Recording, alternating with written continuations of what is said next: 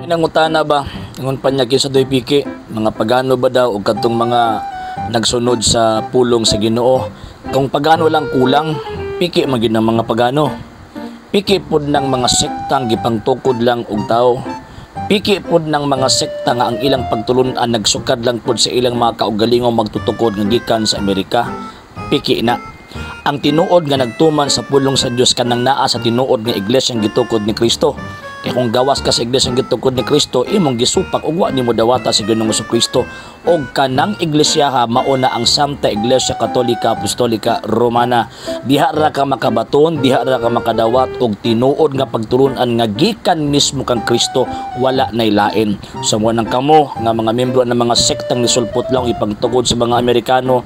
balhin na mo or adto na mo sa simbahan Katolika kay habit na baya ang paghukom. So kung maabtan mong Kristo nga naa mo sa gawas, may impierno gyud mo.